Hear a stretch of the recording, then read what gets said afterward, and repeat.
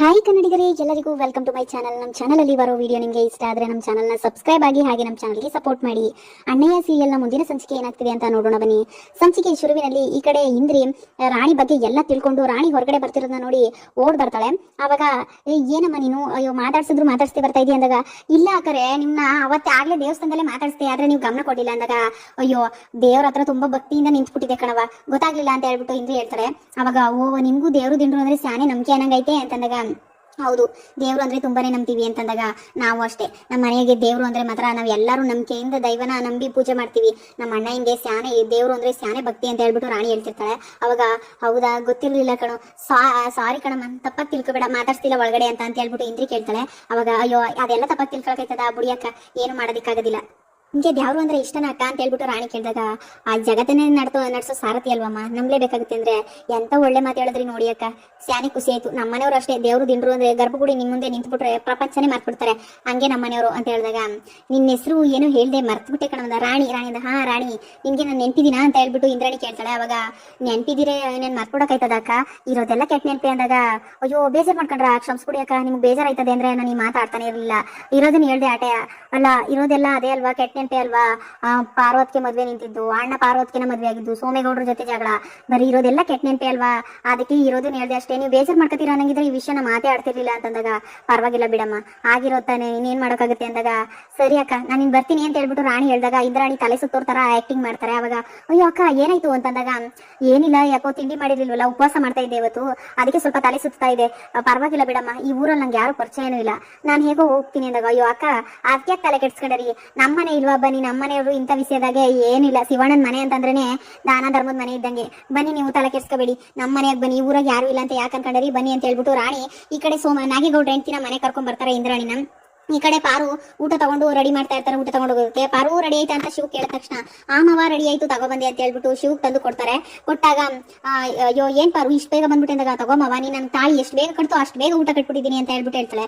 ಯಾಕೆ ಬರೋದನ್ನೆಲ್ಲ ನೆನೆಸಿ ಸುಮ್ಮನೆ ಅಂದಾಗ, ಅದೆಲ್ಲ ಆಗಿದೆಲ್ಲ ಒಂಥರ ಅನ್ಸ್ತದೆ ಅಂದಾಗ, ಅಯ್ಯೋ ಮಾವ ಆಗಿದೆಲ್ಲ ಒಳ್ಳೇದೇ ಆಯ್ತು, ಇಲ್ಲ ಅಂದ್ರೆ ನನ್ಗೆ ಇಂಥ ಒಳ್ಳೆ ಹುಡುಗ ಸಿಕ್ತಾನ ಅಂತ ಹೇಳ್ಬಿಟ್ಟು, ಸಿಕ್ತಿದ್ನ ಅಂತ ಹೇಳ್ಬಿಟ್ಟು ಪಾರು ಹೇಳ್ತಾಳೆ. ಎಷ್ಟು ಒಳ್ಳೆ ಹುಡುಗ ಅಂದ್ರೆ ತುಂಬಾನೇ ಒಳ್ಳೆ ಹುಡುಗ ಅಂತ ಹೇಳ್ತಾರೆ. ಆಗ ಮಾವ ನಾನು ಬರಲ್ಲ ಅಂತ ಹೇಳ್ಬಿಟ್ಟು ಹೇಳ್ತಾಳೆ.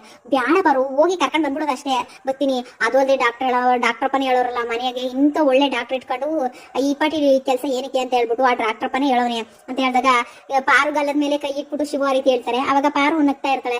ಸರಿ ಮಾವ ಆಯ್ತು, ನೀನು ಹೋಗಿ ಕೊಟ್ಬಿಟ್ಟು ಬೇಗ ಕರ್ಕೊಂಬಾ, ಹುಷಾರು ಅಂತ ಹೇಳ್ತಾರೆ. ಆಯ್ತು ಮನೆ ಕಡೆಗೆ ನೀವು ಹುಷಾರು ಪಾರು ಅಂತ ಹೇಳ್ಬಿಟ್ಟು ಶಿವು ಮಾತಾಡ್ತಿರ್ಬೇಕಾದ್ರೆ ರಾಣಿ, ಅಕ್ಕ ಬನ್ನಿ ಒಳಗಡೆ ಬನ್ನಿ ಅಂತ ಹೇಳ್ಬಿಟ್ಟು ಇಂದ್ರಿನ ಕರ್ಕೊಂಡ್ ಬರ್ತಾರೆ. ಅವಾಗ ಅಯ್ಯೋ ಪಾರು, ಇವರು ಮಾಸ್ತಿ ಕೊಪ್ಲು ನಾಗೇಗೌಡ್ರ ಹೆಂಡತಿ ಇಂದ್ರಮವ್ರಲ್ವಾ ಅಂದಾಗ, ಹೌದು ಇವಳು ಯಾಕೆ ನಮ್ಮನೆಗೆ ಬರ್ತಾ ಇದ್ದಾಳೆ ಅಂತ ಹೇಳ್ಬಿಟ್ಟು ಪಾರು ಯೋಚನೆ ಮಾಡ್ತಾಳೆ. ಅವಾಗ ನಂಗೂ ಗೊತ್ತಿಲ್ಲ ಏನಕ್ಕೆ ಬಂದಿರ್ಬೋದು ಪಾರು ಅಂದಾಗ, ಇನ್ನೇನಕ್ಕೆ ಮಾವ ಆ ಸೋಮೇಗೌಡನ್ಗೆ ಪಕ್ಕೆಲ್ ಹೊಡೆದು ಕಳ್ಸಿನಲ್ಲ, ಅದಕ್ಕೆ ಏನಕ್ಕೆ ಅಂತ ಕೇಳಕ್ ಬಂದಿರ್ಬೇಕು ಅಂದಾಗ, ಕೇಳ್ಬಿಟ್ರೆ ಇವಾಗ ಏನ್ ಮಾಡೋಣ ಅಂತ ಹೇಳ್ಬಿಟ್ಟು ಶಿವು ಕೇಳ್ತಾನೆ. ಅವಾಗ ಇನ್ನೇನ್ ಮಾಡೋದು, ಅವ್ನಿಗೆ ಉಗ್ದು ಹೊಡೆದು ಕಳಿಸ್ದಂಗೆ ಇವಳಿಗೂ ಉಗ್ದು ಹೊಡೆದು ಕಳ್ಸೋದು ಅಂದ್ಬಿಟ್ಟು ಸೀರೆ ಸರ್ನ ಎತ್ತಿ ಕಟ್ತಾರೆ. ಅವರು ದಯವಿಟ್ಟು ನೀನು ಕೈ ಮುಗಿತೀನಿ, ಈ ಜಗಳ ಎಲ್ಲ ಆಡ್ಬೇಡ ಪಾರು, ಸೀರೆ ಸರ್ನ ಒಂಚೂರು ಕೆಳಗಡೆ ಬಿಡು, ನಂಗೆ ಭಯ ಆಯ್ತದೆ ಸ್ಯಾನೆ ಅಂತ ಹೇಳ್ಬಿಟ್ಟು ಶಿವು ಹೇಳ್ತಾರೆ. ಆವಾಗ ಸರಿ ಮಾವ ಆಯ್ತು ಅಂತ ಹೇಳ್ಬಿಟ್ಟು ಇದು ಮಾಡ್ತಾಳೆ ಪಾರು. ಅವಾಗ ರಾಣಿ ಒಳಗಡೆ ಕರ್ಕೊಂಡ್ಬಿಟ್ಟು, ಅಣ್ಣ ಇವ್ರು ಯಾರು ಅಂತ ಗೊತ್ತಾಯ್ತಲ್ವಾ ಅಂದಾಗ, ಗೊತ್ತಾಯ್ತವ, ಮಾಸ್ತಿ ಕೊಪ್ಪಳ ನಾಗೇಗೌಡ್ರ ಹೆಂಡತಿ ಅವರಲ್ವಾ ಅಂತಂದಾಗ, ಶಿವು ಅವರೇ ಹೇಗಿದ್ದೀರ ಅಂದಾಗ, ಏನಿದು ಶಿವು ಅವರೇ ಅಂತ ಇದ್ದಾಳೆ ಅಂತ ಹೇಳ್ಬಿಟ್ಟು ಪಾರು ಯೋಚನೆ ಮಾಡ್ತಾಳೆ. ಮದ್ವೆ ಮನೇಲಿ ಇವ್ರು ದುರಂಕಾರ ಅಹಂಕಾರನೆಲ್ಲ ನೋಡಿದ್ದೆ, ಇವತ್ತೇನು ಇಷ್ಟು ನಯ ನಜುಕಾಗಿ ಮಾತಾಡ್ತಿದ್ದಾಳೆ ಅಂತ ಹೇಳ್ಬಿಟ್ಟು ಪಾರು ಯೋಚನೆ ಮಾಡ್ತಾಳೆ. ಆಗ ಚೆನ್ನಾಗಿದ್ದೀರಿ ಶಿವು ಅವರೇ ಅಂತಂದಾಗ, ಚೆನ್ನಾಗಿದ್ದೀನಿ ಅಮ್ಮವ್ರೆ ಅಂತ ಹೇಳ್ಬಿಟ್ಟು ಶಿವು ಹೇಳ್ತಾನೆ. ಅವಾಗ ಪಾರು ಚೆನ್ನಾಗಿದೆಯೇನಮ್ಮ ಅಂತ ಹೇಳ್ಬಿಟ್ಟು ಪಾರ್ವತಿ ಅಂತ ಹೇಳ್ಬಿಟ್ಟು ಹೇಳ್ತಾರೆ. ಆಗ ಚೆನ್ನಾಗಿದ್ದೀನಿ ಅಂತ ಹೇಳ್ಬಿಟ್ಟು ಪಾರು ಹೇಳ್ತಾರೆ ಒಂಥರ. ಅವಾಗ ಅಯ್ಯೋ ಅಕ್ಕರೆ ಇಲ್ಲಿ ಕೂತ್ಕೊಳ್ಳಿ, ನಾನು ಹೋಗಿ ನಿಮ್ ಕುಡಿಯಕ್ಕೆ ಬೆಲ್ಲ ನೀರು ತಗೋಬತ್ತೀನಿ ಅಂತ ಹೇಳ್ಬಿಟ್ಟು ಹೋಗ್ತಾಳೆ ರಾಣಿ. ಹಾಗೆ ಅಣ್ಣ ಇವರು ನಾನೋಗಿದ್ದ ದೇವಸ್ಥಾನ ತನಕ ಬಂದಿದ್ರು, ಹಾಗೆ ಯಾಕೋ ತಲೆ ಸುತ್ತೆ ಅಂದ್ರು, ಅದಕ್ಕೆ ನಮ್ಮ ಮನೆಗೆ ಕರ್ಕೊಂಡ್ ಬಂದಿದ್ದಾಗ, ಒಳ್ಳೆ ಕೆಲಸ ಮಾಡ್ದೆ ಹೋಗು ಬೆಲ್ಲ ನೀರು ತಗೊಬಂದ್ ಕೊಡು ಅಂತ ಹೇಳ್ಬಿಟ್ಟು ಶಿವು ಹೇಳ್ತಾನೆ. ಹಾಗೆ ಈ ಕಡೆ ತಾಯಿ ಮಕ್ಕಳವ, ಪಾರು ಯಾವ್ದೇ ಪೊರ್ಕೆ ಸಿಗದೆ ಇರೋ ರೀತಿ ನೋಡ್ಕೊಳವ ಅಂದ್ಬಿಟ್ಟು, ಪಾರು ನಾನು ಹೋಗಿ ಊಟ ಕೊಟ್ಕೊತೀನಿ, ದಯವಿಟ್ಟು ನಿನ್ ಕೈ ಮುಗಿ ತಿನ್ಕೊಂಡ್ ಪಾರು, ಜಗಳ ಮಾತ್ರ ಆಡ್ಬೇಡ ಅಂತ ಹೇಳ್ಬಿಟ್ಟು, ಅಕ್ಕರೆ ನೀವೇನು ಬೇಜಾರ್ ಮಾಡ್ಕೋಬೇಡಿ, ನಾನು ಒಂಚೂರು ಊಟ ಕೊಡ್ಬೇಕು, ಹಾಸ್ಪಿಟ್ಲ್ ಹೋಗಿ ಕೊಟ್ಬಿಡ್ತೀನಿ, ನೀವು ಮಾತಾಡ್ತಾ ಇರಿ ಅಂತ ಹೇಳ್ಬಿಟ್ಟು ಶಿವು ಅಲ್ಲಿಂದ ಹೊರಟ್ಬಿಡ್ತಾರೆ. ಈ ಕಡೆ ರಾಣಿ ಅವ್ರಿಗೆ ಕುಡಿಯೋಕೆ ಬೆಲ್ಲ ನೀರು ತಂದ್ಕೊಟ್ಬಿಟ್ಟು ಯೋಚನೆ ಮಾಡ್ತಿರ್ತಾರೆ. ಅವಾಗ ಪಾರ್ವತಿ ಏನು ಬೇಜಾರ್ ಮಾಡ್ಕೋಬೇಡ ಕಣಮ್ಮ, ನಮ್ ಸೋಮೇಗೌಡನ್ ಬುದ್ಧಿ ಅದೇ ರೀತಿ, ಅವನೇನೋ ಅವತ್ತು ದುಡುಕಿ ಆ ರೀತಿ ಎಲ್ಲ ಮಾತಾಡ್ಬಿಟ್ಟ, ಮದುವೆ ಬೇರೆ ನಿಂತೋಯ್ತು, ಜಗಳನೂ ಆಯ್ತು, ಅದ್ರ ಬಗ್ಗೆ ಏನು ಯೋಚನೆ ಮಾಡ್ಬೇಡಿ, ಬೇಜಾರ್ ಮಾಡ್ಕೋಬೇಡಿ ಅಂತ ಹೇಳ್ಬಿಟ್ಟು ಹೇಳ್ತಾ ಇರ್ತಾಳೆ ಈ ಕಡೆ ಇಂದ್ರಿ. ಈ ಕಡೆ ಸೀನಾ ಹಾಸ್ಪಿಟಲ್ ಅಲ್ಲಿ ರಶ್ಮಿ ಇರ್ತಾಳೆ ಅಂತ ಹೇಳ್ಬಿಟ್ಟು ರಶ್ಮಿಗೆ ಸೀರೆ ತಗೊಂಡೋಗಿ ಕೊಡೋಣ, ಬಟ್ಟೆ ತಗೊಂಡೋಗಿ ಕೊಡೋಣ ಅಂತ ರಶ್ಮಿ ಸೀರೆನ ಈ ಮೂಟೆ ಇದನ್ನ ಹೋಗ್ತಾಳ. ತಗೊಂಡೋಗಿ ಕೊಡವ, ಹಾಕಂದ್ರೆ ಇಲ್ಲ ಅಂತ ಇರ್ಬೇಕಾದ್ರೆ ಅವ್ರ ಅಮ್ಮ ಬರ್ತಾರೆ. ಅವ್ವ ಅಂದಾಗ ಯಾವಳು ನಿಮ್ಮವ್ವ ಯಾವಳು ಅಂತಂದಾಗ ಏನವ ನೀನ್ ಹೇಳ್ತಿದ್ಯಾ, ಡಬಲ್ ಆಕ್ಟಿಂಗ್ ಸಿಸ್ಟರ್ ತರ ಇನ್ನೂ ಒಬ್ಳವಳ ಹೆಂಗೆ ಅಂದಾಗ ತೆಗ್ದು ಕಪಾಳಕ್ಕೆ ಹಂಗೆ ಬಿಟ್ರೆ ಅಲ್ಲೆಲ್ಲ ಉದ್ರೋಗ್ಬೇಕು ಮಗ್ನೆ ಅಂತಾಳೆ. ಏನವಾ ನೀನೇನ ನಮ್ಮವ್ವ ಅಲ್ಲ, ಸೋಂಬೇರಿ ನನ್ನ ಮಗ್ನೆ, ಕೆಲ್ಸಕ್ಕೆ ಬರ ನನ್ನ ಮಗ್ನೆ ಅಂತ ಬೈತಿದ್ ನಮ್ಮ ಅಪ್ಪನೇ.